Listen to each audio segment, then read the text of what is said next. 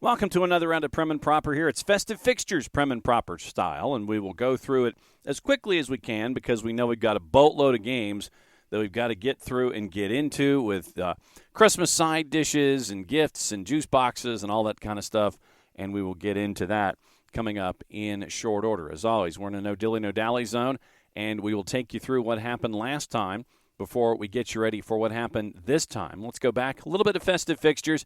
Aston Villa scores Zaniolo at 90+7 to equalize at home against Sheffield United at a +624. So quality point for Chris Wilder, even though he probably would have liked 3 points on the road against Aston Villa. Starting off Festive Fixtures, it was Crystal Palace and Brighton. That was a 1-1 draw at a +238. Going back into last weekend to get you ready for everything, Friday Night Football, Spurs knocked off Forest by the final of 2-0. That was the end of Steve Cooper at Nottingham Forest. We'll get into that coming up in our Sounds of the Week at a -149. Newcastle, who has a healthy starting 11 and an injured starting 11, put 3 on the board, beat Fulham 3-0. Manchester City, Crystal Palace at a +654. Quality point for Crystal Palace. Stumble by Manchester City in a 2-2 draw. Chelsea, a 2-0 winner over Sheffield United. Bournemouth and Luton was abandoned. That will be played in its entirety coming up at a date to be determined. News on that coming up in News and Notes. Everton shuts out Burnley by the final of 2-0 at Turf Moor to +121. On your Sunday, it was 4 matches. West Ham over Wolves by the final of 3-0. Villa on the road at G-Tech beats Brentford by the final of 2-1. Arsenal shuts out Brighton 2-0 at a -204. And then the match of the weekend, Liverpool and Manchester United, a goalless draw. A lot of folks will sit there and say, how is a goalless draw match of the weekend?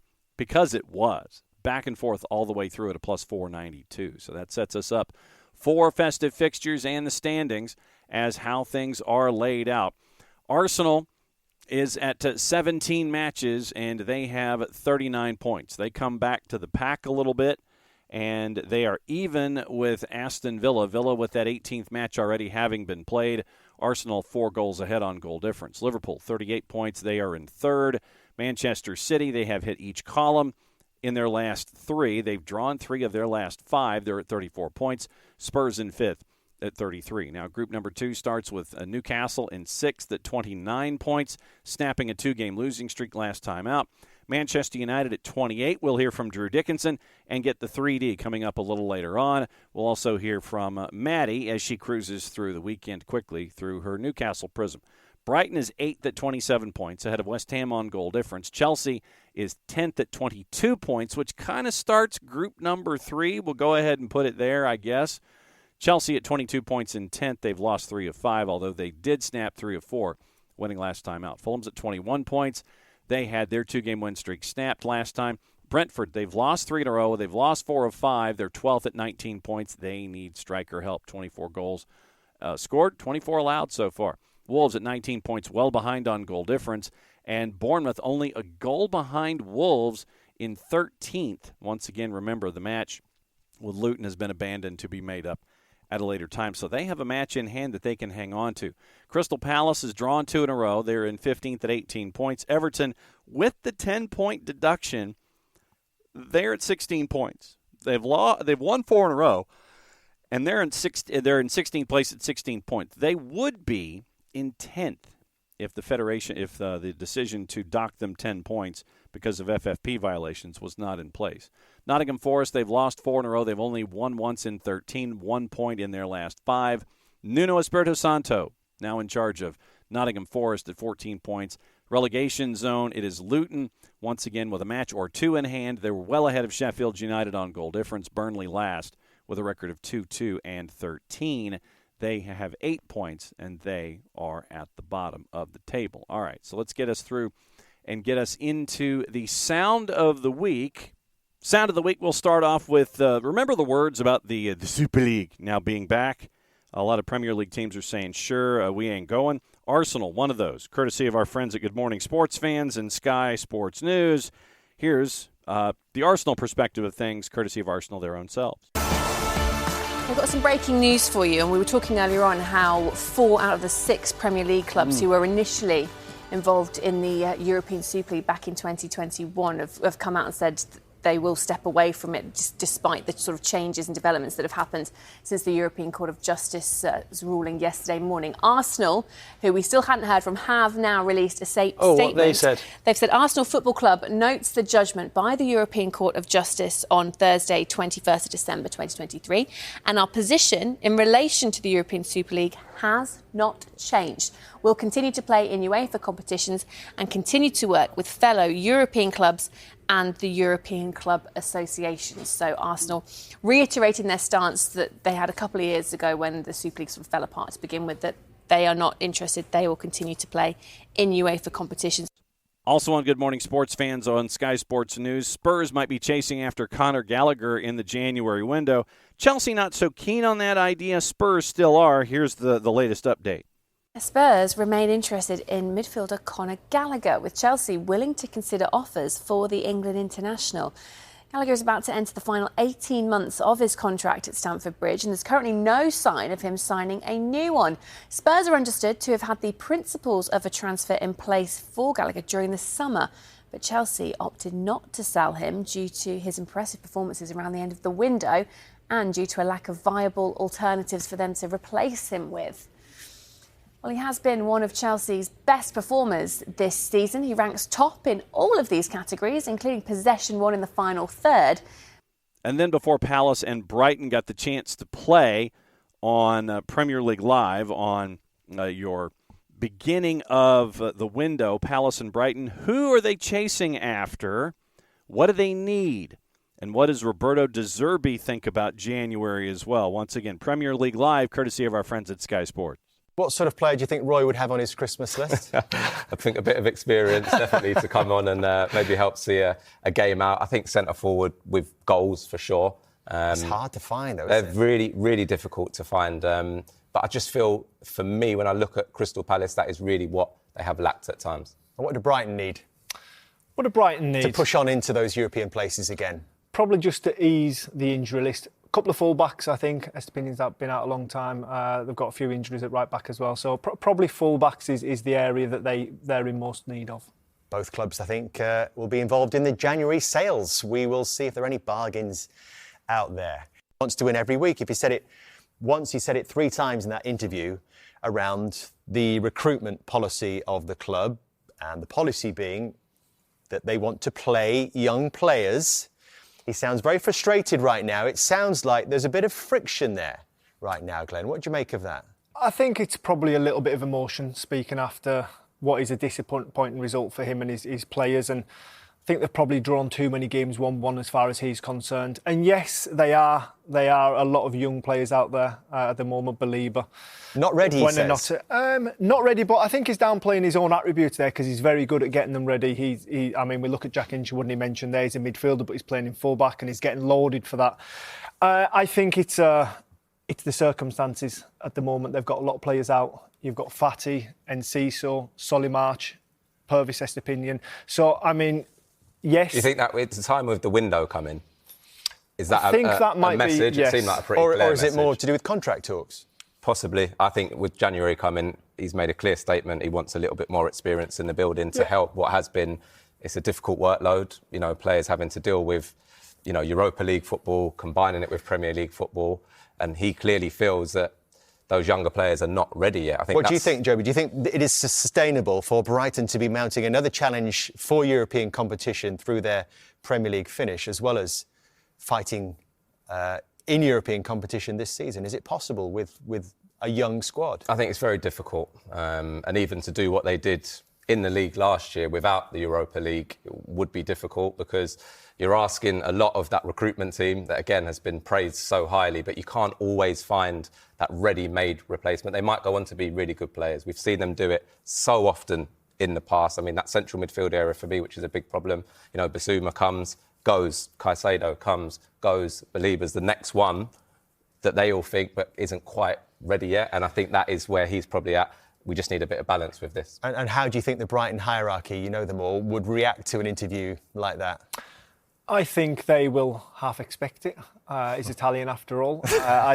Listen, they'll have those conversations behind closed doors, and I'm sure there'll be crosswords as well. I mean, that's how a good organisation works, is by butting heads and coming out of the meeting more together than what you went into it. Listen, I think it could be a little nod towards January right round the corner, and I need investment, I need more players. But again, it's the circumstances of the injury list that Brighton have got. But I think that he's doing a fantastic job with those youngsters and moulding them into future Premier League He knows what the players. job is as well, surely, at Brighton. Yes, I think he does, and I think he's doing really well at it. And then on the flip side, Roy Hodgson seems like he's pretty much frustrated and is ready to just kind of retire at season's end. Don't be surprised if Steve Cooper ends up there at Crystal Palace after Hodgson declares his retirement once and for all at the age of 76. What about Palace's needs? Once again, Sky Sports. Absolutely. I think, when you look at the lack of creativity, you can see the goals there, really not testing opponents enough for me. I covered a couple of games there this season and really was a tough watch at times. I just feel that there's not enough control of games at times, and there certainly has been groanings, particularly that Bournemouth defeat. I think that was a real low point. Performance-wise, certainly did turn it around against Liverpool. Of course, unfortunate circumstances in the end, but it's something that has to be addressed very, very quickly. Where's that spark going to come from? Well, I think when you look at, Michael Olise, for me, when you look at his ability to really go and win a match, I think when you look at Roy Hodgson's teams, structurally very secure, probably not super adventurous, and you need those match winners within that framework to go out and really win you those games. You saw when he came back, he had Olise, had Eze, who really can go and, be those players to make the difference, and they have struggled without them in the team. The confidence of this young man, to step up, stick that penalty away, his goal against Luton recently as well, full of quality, full of class. Resources are limited. Are they just punching their weight? I think one more win out of that little collection that we've just been talking about, there would be a big difference of a feeling at Crystal Palace. They'd be up near the halfway point in the league. I think for me, Palace, they are a little bit lost at the moment. I think it's clear that the manager isn't the long-term appointment, so that's going to change possibly in the summer, and it's sort of which direction they want to go in. They went with Patrick Vieira. They tried to change what they do a little bit. They've reverted back to type. They did it a few years ago with Ronald De Boer as well. Reverted back to type with Sam Allardyce. So it's taken that leap of faith to become a more possession-based team, I think, and I think that's clearly what the club want to do long-term. We mentioned what's going on at Burnley, bottom of the table. Vincent Kompany knows that it is going to be a long-term growth curve when it comes to getting adjusted to life at the next level. Here's his thoughts, courtesy of Burnley, their own selves, about the task they have at hand. In the end, it's the market will dictate. If the right opportunity is there, I'm sure we'll be able to do something, but we can't go chasing something if it's really. We've been in this position before. We know how to handle it. We know how to turn things around if we need to. So the main thing for us is to stay competitive. That's the main thing. I guess at the end of the day, you wouldn't want to go down and then, without buying any fresh players in January, and then think to yourself, there'd always be that regret in the back of your mind. Should I have bought in January? Should I have tried to give us a better chance? I don't think in hypotheticals like this. First of all, my goal and my only ambition and thinking is obviously that we're staying up. Yeah. Is to win the next game, and if it's not the next game and not the game after that, to win the games that when they come. So that's my goal. That's my job even more. All the rest, it's more about, I don't think you put yourself in a position where you regret any of these things, because in the end, if you make a decision, there's also a valid reason. The regret we could have is if we put the club into a position where it's beyond repair. The fact that last year the club went down and back up was in itself already a small miracle. And I think, you have to count your blessings sometime and just make sure that we're continuously improving. And my goal, I'll tell you now, my goal is that within 3 or 4 years' time, this club is not just a team that is surviving, but a team that can thrive in the Premier League, whether as part of the journey, there's difficult times or not. That's irrelevant. That's what we're building for. That's hopefully what the sense that people can get as well. Now your notes from the midweek about Luton's captain Tom Lockyer, and here's how it was broken down once again as it happened on Sky Sports News. Right, we are just going to break away from this story for a moment because we do have an update. It's a significant update, the first significant update regarding Tom Lockyer after that cardiac incident that he had over the weekend playing for Luton. And it's a good update. It says we are thankful to report that our captain Tom Lockyer has now begun a period of rehabilitation from the comfort of his own home after he was discharged from hospital on Wednesday. This encouraging news follows a successful procedure that took place on Tuesday whereby Tom had an ICD, that's an implantable cardioverter defibrillator device fitted to prevent a repeat of Saturday's incident. Probably worth noting at this point that this is the same procedure that Christian Eriksen went through. Christian Eriksen also had an ICD device fitted after the incident that happened to him. So, yeah, Tom has now had that fitted. It goes on to say the club, Tom and the Lockyer family would like to take this opportunity to repeat our collective heartfelt thanks to all at Bournemouth, their supporters, club officials and especially their medical staff and midfielder Philip Billing, who was the first to reach Tom on the pitch and summon assistance. Supported by the actions of Bournemouth medical team and local paramedics, it was ultimately the protocols instilled and professional actions of our own medical staff that gave Tom this chance to recover and to whom we are thankful. Naturally, the events that unfolded last weekend surprised and shocked everyone witnessing it. Together with Sporting Chance via the Premier League, the club is in the process of providing care for those who may be affected by any distress caused. They say the clinical advice that Tom and the club has taken since the Championship playoff final has been conducted by the most renowned cardiologists who have been involved at every step, along with a team of supporting multidisciplinary consultants. They end by saying we can now confirm that the test this week had revealed that the issue Tom experienced on Saturday was actually different to the atrial fibrillation that he suffered back in May. Tom, his family and the club would like to thank everyone in the football family who have sent messages of concern and love. The level of support has been overwhelming. We are so proud, they say, to have Locks as our captain, and his leadership will continue from the sidelines where his courage will inspire his teammates, colleagues and supporters starting on Saturday. So yes, an update regarding Luton captain Tom Lockyer. He's now begun that period of rehabilitation. He's had a procedure. He has now had an ICD device fitted to prevent a repeat of that incident on Saturday.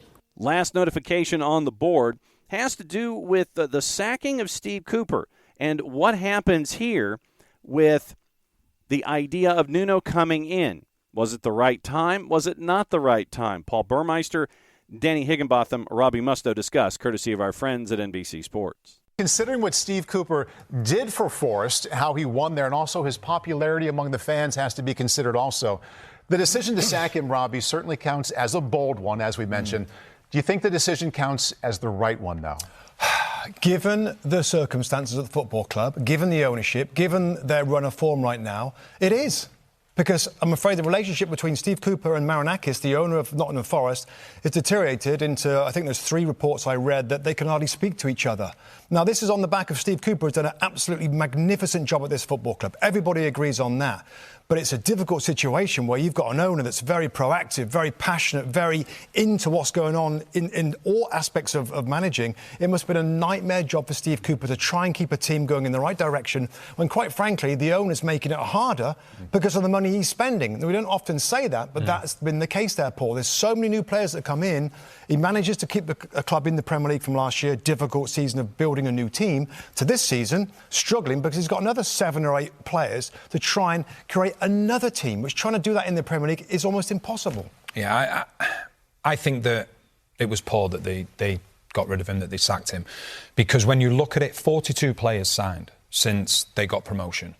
And what he's consistently having to do is create teammates from strangers on a continuous basis. And so that's not his fault. It's the owner's fault. But the owner's not going to change, is it? He isn't going to change. But then the problem is, and obviously we'll go on to it in a second, is then who you bring in afterwards. But as regards to Cooper, he always discussed the elephant in the room, which was his future. He was open with the players, and he always said, What he wanted was what was best for the club, what was best for the players. You listen to the fans, what they think of Steve Cooper. And it's extreme circumstances. He still leaves them there well above the relegation zone. He's a manager that got on with it. He didn't complain about it. Yes, a lot of money was spent, but I don't know how much of that money was spent on players that he wanted. He had to facilitate it. So for me, it's a poor decision. And obviously we go on to Nuno next. Now it's time to catch up with our contributors here at Prem and Proper. First up, it's Drew Dickinson, and he gives us the 3D and what he thinks through his Manchester United prism. Thank you, Joey. Welcome, welcome, welcome. This is another edition of the 3D. That is the Drew Dickinson Diatribe. Happy holidays to everyone once again. I've got my Christmas tree up. Family already has lots of gifts nestled under it. Looking forward to this weekend, that's for sure. But okay, down to business. Manchester United. Believe it or not, things have been fairly quiet this week. I know, shocking. Last week we saw United crash out of Europe, followed by what I like to call a heroic performance at Anfield, which ended in a 0-0 draw against Liverpool. This weekend, we see United travel to London to face West Ham at the London Stadium. If you followed United for the last 5 to 10 years, then you are observing that this fixture is always entertaining. Last time United played at the London Stadium was in May of this year, which resulted in a 1-0 loss to West Ham. Ben Rama had the only goal of the game in the 27th minute. Don't let that score fool you. I did say earlier that, most of these games are kind of fairly neck and neck. I remember a few years back, the comeback with the Nemanja Matic stoppage time goal to send United with the victory 3-2. Marcus Rashford last year in the 93rd minute. I remember a couple years ago, Lingard came on and scored against West Ham. De Gea saved the penalty in stoppage time. Just such a fun fixture, either at Old Trafford or at the London Stadium. But prior to that, United had won 3 games in a row. Prior to that loss earlier this year in May, United had won 3 games in a row against the Hammers, 2 in the league, and a 3-1 victory in the 5th round of the FA Cup last season, which United went on to lose in the final. As far as availability for Saturday morning, we know United will be without Diogo Dalot. He received that 94th minute red card last weekend against Liverpool at Anfield. The 94th minute 2 yellows for the same descent, but we'll just leave it at that. I digress. Looks like Maguire and Lindelof will remain out alongside Casemiro, Lisandro Martinez, and Mason Mount. They will miss this weekend as well. But those specific 3 names are very exciting to talk about because they are all due back after the new year. You can throw in Ahmad as well. Very exciting times coming for Manchester United. It's like, 4 new signings coming back at the beginning of the year, like I said, which for me is very, very exciting. With that being said, unfortunately, I expect Ten Hag to revert back to the Bruno and McTominay playing as the 2 high 10s. Amrabat being the solo number 6, basically left out there on the island. But with Varane back in the fold, I do expect him to keep things pushed up a little high to hopefully not have such a big gap in that midfield. I would love to see the 3-man midfield, like I've talked about before, of Bruno, Mainu, and Amrabat. But we know Ten Hag has this obsession with McTominay, the McTerminator, who, again, I'll repeatedly say when he's not scoring goals, he doesn't provide much for this Man United squad. Same back 4, the exception of Dalot, obviously, who I would swap for Aaron Wan-Bissaka. And I expect the same front 3, Garnacho, Højlund, Antony. The word's still out on Rashford and his fitness. You could definitely see Ten Hag, who loves Rashford, you could definitely see him swapping him out for Antony, who hasn't played bad, but also hasn't, lit up the field in his last few starts himself. West Ham, coming off a 5-1 loss to Liverpool yesterday in the League Cup. They'd won their last Premier League game at home, did West Ham, against Wolves. You've got Mohamed Kudus, Lucas Paqueta, Jared Bowen, Ben Rama, Mikel Antonio. They've got a very fluid, good set of attacking players. It's just whether or not they're going to be clicking on a certain day. Very inconsistent. I'd say same as United when it comes to the attack. Remember, I think United only have 3 goals scored from the front 4 that are available, which is Marcus Rashford with 2 and Alejandro Garnacho. Anthony was 0, hadn't scored since last season. So I'm hoping, and Højlund, lit it up in the Champions League, but somehow hasn't found a way to find the back of the net in the Premier League for United. I'm hoping that changes this weekend. All right. So, like I said, it's whether or not West Ham will be clicking on that day, but I still think it's going to be an absolute dogfight. United are going to edge out the Hammers right there at the end, 2-1. That's my prediction for the final score. Real quick, before I get out of here, little transfer update. Ten Hag, he's come out and he said he wants to keep Casemiro and Varane past the transfer window. Reports yesterday came out that Real Madrid, due to their own injury crisis, are looking to bring Varane back into the fold. Remember, Varane helped Madrid to 5 Champions Leagues during his time at the Bernabeu at Madrid. And, I hope that doesn't happen.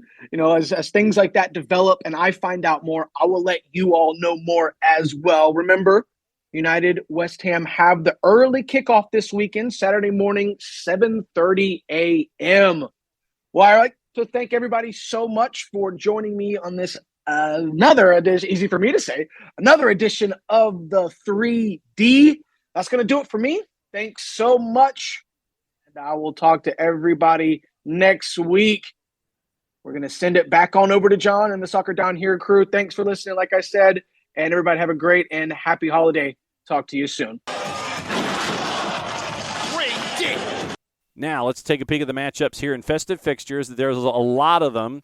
We'll see if we can get through them as quickly as we can. Once again, juice boxes and favorites as we go. Saturday, 6 matches. Early one at 7:30, West Ham hosting Manchester United. The juice box purveyors threw a blanket over it within the margin of error around a plus 162. 10 o'clock, 4 matches. Fulham and Burnley. Fulham a minus 141. Burnley north of plus 415, courtesy of our friends at Odds Portal. This is a composite of roughly 18 different juice box purveyors. Nottingham Forest and Bournemouth. Bournemouth a road favorite at City Ground as Nuno gets his first match. It will be plus 156 for Bournemouth, plus 177 for Nottingham Forest. Once again, Newcastle minus 152, Luton north of plus 400 at Kenilworth Road as they host Newcastle. Spurs hosting Everton at a minus 125, Everton north of plus 310. 12:30 on Saturday, it is Liverpool and Arsenal. Liverpool a plus 150, and Arsenal is a plus 179. Christmas Eve night, local time, Christmas Eve day for those of us on the East Coast. Wolves and Chelsea. Chelsea's a minus 102 at the Molineux at Wolves. Then Boxing Day, 5 matches there. It is Tuesday, early one, Newcastle and Nottingham Forest. Newcastle is a minus 233, hosting Forest at a plus 676. Bournemouth at 10 o'clock, 2 matches. They are favored against Fulham at a plus 124, Fulham a plus 215. Sheffield United favored at home against Luton. Sheffield United a plus 131. Draws a plus 245. Luton Town in the composite a plus 219. 12:30 match, Burnley hosting Liverpool, big underdog. Liverpool a minus 250. Burnley almost a plus 625. 3 o'clock, it is Manchester United hosting Aston Villa. Manchester United a plus 136. Villa a plus 191. Then on Wednesday, 3 matches. It is Brentford hosting Wolves at a minus 109. Wolves north of plus 310. Also at 2:30 Eastern, Chelsea and Crystal Palace. Chelsea a minus 161. Crystal Palace a plus 467 in the composite as we talk. And then at 3:15, Manchester City coming off the Club World Cup. They're a minus 156. Heading to Everton in Goodison Park, where Everton are a plus 450. On Thursday, Brighton hosting Spurs at a plus 152. Tottenham close in at a plus 159 in the composite. 3:15 Eastern, Arsenal hosting West Ham at a minus 303. West Ham basically is a plus 790. Your draw is a plus 463. Those are your numbers for festive fixtures. There's a lot of them. Could see a lot of movement. Who goes up, who goes down? That is the big thought. Once again, thanks to Maddie, thanks to Drew, and thanks to you for being a part of Festive Fixtures and Prem and Proper. We'll catch up with you again this time next week. Get you ready for the end of 2023 and the beginning of 2024. Play it safe, everybody. Enjoy the game.